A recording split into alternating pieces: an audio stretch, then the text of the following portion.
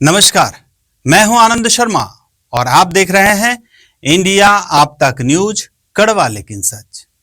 जलगांव की सड़कों पर उड़ती रेत अब सिर्फ रेत नहीं रही, ये सवाल बन चुकी है। सवाल सिस्टम से, सवाल वर्दी से।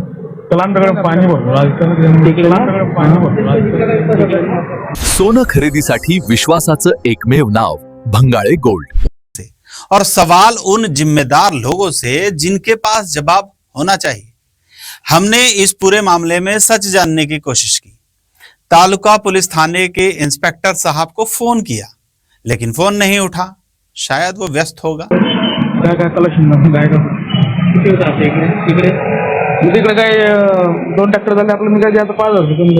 क्योंकि खबर है कि मंत्री जी का दौरा है, लेकिन सवाल यह है कि क्या मंत्री का दौरा इतना जरूरी हो जाता है कि जनता से सवाल पीछे छूट जाए, या फिर जवाब देने से बचना ज्यादा आसान हो गया है।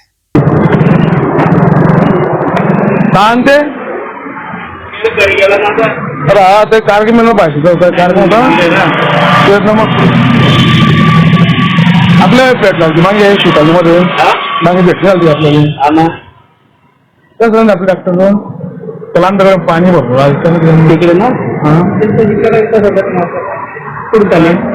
फिडिंग झालं किंवा साईड झालं गेली जाता चंदनांना करल्या त्याच्यामुळे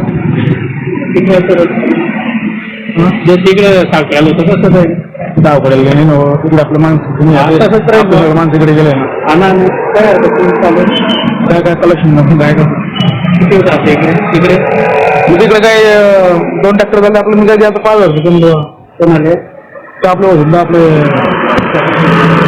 आपलं काय निघेल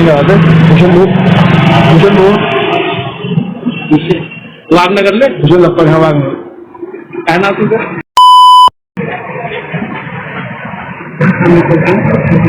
झाला आम्ही विकेल आणि त्यामुळे बनवतो ना बाय आपल्या पेट ना बोलणार आलं नाही आपल्या सुपारीमध्ये म्हणजे आपलं कडून मशीन झालं होतं आपल्याला 4 दिन काय 5 घेतो आम्ही इकडे नाही 4 दिन मला विषय आपलं गाडी करणं गाडी करणं पार्टनरशिप गाडीची निघाला का काही वगैरे काही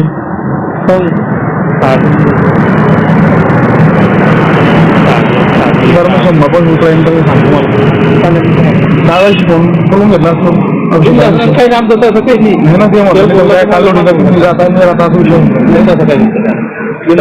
धांडण नव्हे चालेल सोमवार उतर मग पाहिजे सोमवार पेमेंट देऊन मग काय करू चला।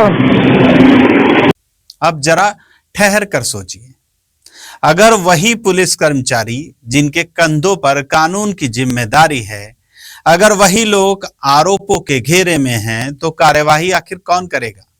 क्या कार्यवाही होगी या नहीं होगी? यह सवाल सिर्फ मीडिया का नहीं है, यह सवाल जलगांव की जनता का है। क्योंकि अगर कार्यवाही नहीं होती तो एक संदेश साफ जाता है। संदेश ये कि सिस्टम में डर खत्म हो चुका है, और जहां डर खत्म होता है वहां भ्रष्टाचार खुलकर सांस लेने लगता है। हम ये भी साफ कर दें कि इन आरोपों की पुष्टि जांच एजेंसियों का काम है, लेकिन सवाल उठाना लोकतंत्र का काम है। अब बात करते हैं उस आवाज की जो बार बार सिस्टम के दरवाजे खटखटा रही है। आरटीआई कार्यकर्ता दीपक कुमार गुप्ता, जिन्होंने पहले भी शिकायत दी, नामों की लिस्ट सौंपी, लेकिन उनका कहना है कि कोई ठोस कार्यवाही नहीं हुई। मेरा सबसे पहले तो आज गुड़ी पाड़वा है, आपके दर्शकों को और आपको है ना गुड़ी पाड़वा की है ना शुभकामनाएं, हिंदू नववर्ष की आपके सभी को शुभकामनाएं।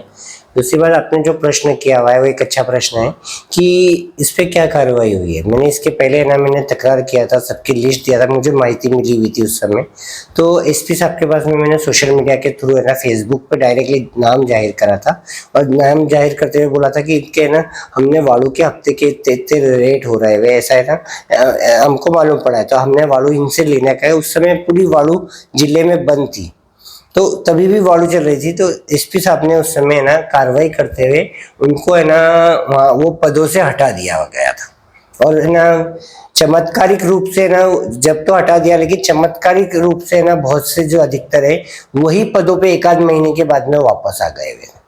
और आज भी अभी भी जो हुआ है, ये मेरी जो कथन है उसको पुष्टि है कि मैं जो बोल रहा था आज तो आपके वीडियो में दिखाया हुआ है, आपके चैनल के। गुप्ता जी, ये जो रेत के डंपर्स, ट्रैक्टर्स इस तरीके से इलीगल चलते हैं, जिले में कई एक्सीडेंट्स भी होते हैं इस वजह से, तो क्या आप डिमांड करेंगे वापस इस बात को, मुद्दे को उठाया जाएगा? मैंने ना विभिन्न मुद्दे पे कलेक्टर साहब के पास, एसपी साहब के पास में, जो संबंधित अधिकारी है उनके पास में, सभी जगह पे ये मुद्दे को उठाया हुआ है। और मैंने इतना बोला कि इतना भी मुश्किल नहीं है अवैध वालों को जो चल रहे हैं उनको पकड़ना, क्योंकि है ना नेत्रम करके पुलिस का खुद का एक है ना जलगांव सिटी को सुरक्षित करने के लिए, जो निगरानी रखने के लिए, कायदा सुव्यवस्था के लिए एक है ना नेत्रम करके ये है उनका खुद का है ना टीवी का नेटवर्क है। उन नेटवर्क में कौन सी गाड़ी कब कहाँ जा रही है, जलगांव में घुसने और बाहर निकलने तक के सीसीटीवी कैमरे लगे हुए। तो इतना मुश्किल नहीं है, अगर आप चाहे तो एक दिन में कितनी गाड़ी जाती है। मैंने ये एसपी साहब को भी बोला हुआ है कि आप ना सिर्फ टावर चौक का ही आप ये कर लीजिए, टावर चौक पे चारों तरफ से कैमरे लगे तो रात में कितनी गाड़ियां जा रही है ये आपको मालूम पड़ जाएगा। दूसरा है ना शासन परिपत्र ऐसा भी अभी निकाला हुआ है कि एक गाड़ी पकड़ने के बाद में उसको महसूल ने अगर गाड़ी पकड़ी हुई है महसूल विभाग ने, तो आरटीओ की भी कार्रवाई होनी चाहिए, पुलिस की भी कार्रवाई होनी चाहिए, मुझे तीनों कार्रवाइयां होनी चाहिए। लेकिन ऐसा कहीं होता हुआ दिखाई नहीं देता। ऐसे जो एक है, एक पकड़ता है अपने चेरी मेरी ये कर लिया, या कभी कार्रवाई दिखा दी, या कभी चेरी मेरी करके मालूम भी नहीं पड़ता है, छोड़ दी जाती है गाड़ी। दूसरी बात ये होती है इसके अंदर कि जो ट्रैक्टर वगैरह चलते हैं, जैसा आपने अपने उसमें ट्रैक्टर के रेट वगैरह कुछ बता रहे थे, तो ट्रैक्टर सिर्फ कृषि काम के लिए यूज किया जा सकता है। उसके अलावा अगर पकड़ा जाता है तो उसका लाइसेंस कैंसिल हो जाता है, मुझे रजिस्ट्रेशन कैंसिल हो जाता है।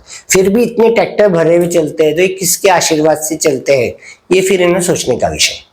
तो अभी जो वीडियो आया है उसको लेकर नया आप कुछ करने वाले हैं, कोई और कार्यवाही मांग करेंगे? मैं तो आपके चैनल के माध्यम से ही मांग करता हूँ कि ना, उन्होंने एसपी साहब को भी मैंने आपका वीडियो भेजा था उनके व्हाट्सएप पे कि साहब ऐसा ऐसा हो रहा है आपका। जैसे मैंने वीडियो देखा तो मैंने ना एसपी साहब को ये करी, मांग करी उसकी अपनी, कि इसके ऊपर कार्रवाई होनी चाहिए। इसलिए मैंने एसपी साहब को व्हाट्सएप पे भी डाला हुआ है। फाइलें आगे बढ़ी या नहीं ये अलग बात है, लेकिन सिस्टम आगे नहीं बढ़ा ये साफ दिखाई दे रहा है। और जब कार्यवाही नहीं होती तो अफवाहें जगह ले लेती है।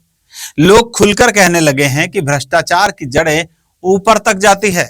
यहां तक कि नासिक डिवीजन के डीआईजी के नाम की भी चर्चा होने लगी है।